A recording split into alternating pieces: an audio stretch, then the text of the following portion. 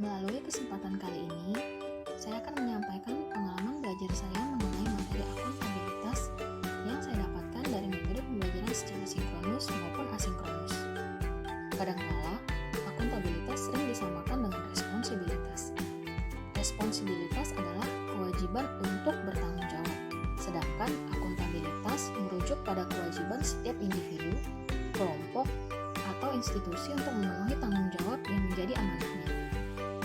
Dalam hal ini, amanah seorang PNS adalah menjamin terwujudnya nilai-nilai publik, yaitu antara lain, yang pertama, mampu mengambil pilihan yang tepat dan benar ketika terjadinya konflik kepentingan.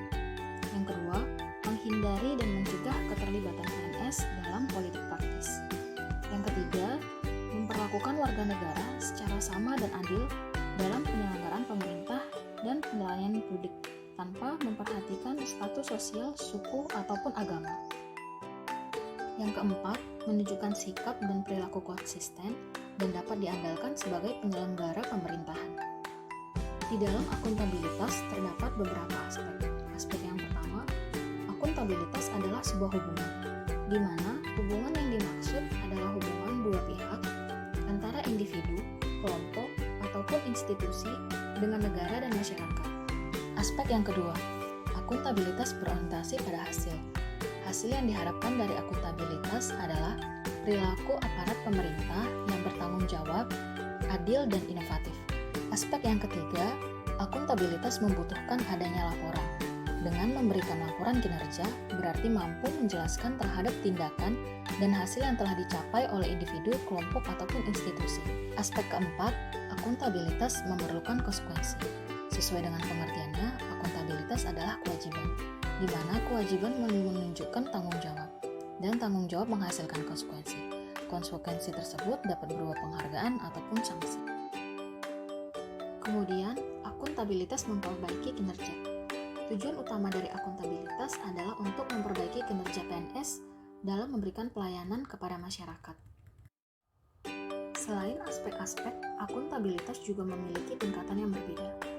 Yang pertama, akuntabilitas personal, yang mengacu pada nilai-nilai yang ada pada diri seseorang, seperti kejujuran, integritas, moral, dan etika. Kemudian, akuntabilitas individu. Hal ini mengacu pada hubungan antara individu dan lingkungan kerjanya. Yang ketiga, akuntabilitas kelompok. Dalam hal ini tidak ada istilah saya, tetapi kami. Dengan akuntabilitas kelompok, maka pembagian kewenangan dan semangat kerjasama yang tinggi antar berbagai kelompok yang ada dalam sebuah institusi memainkan peranan yang penting dalam tercapainya kinerja organisasi yang diharapkan. Yang keempat, akuntabilitas organisasi. Akuntabilitas organisasi mengacu pada hasil laporan kinerja yang telah dicapai. Dan yang terakhir, akuntabilitas stakeholder. Stakeholder yang dimaksud adalah masyarakat umum, pengguna layanan, dan pembayar pajak yang memberikan masukan, saran, dan kritik terhadap kinerjanya. Jadi, akuntabilitas stakeholder adalah tanggung jawab organisasi pemerintah untuk mewujudkan pelayanan dan kinerja yang adil, responsif, dan bermartabat. Setelah mengetahui dan paham mengenai nilai-nilai akuntabilitas, diharapkan kita dapat menumbuhkan citra yang baik sebagai seorang ASN.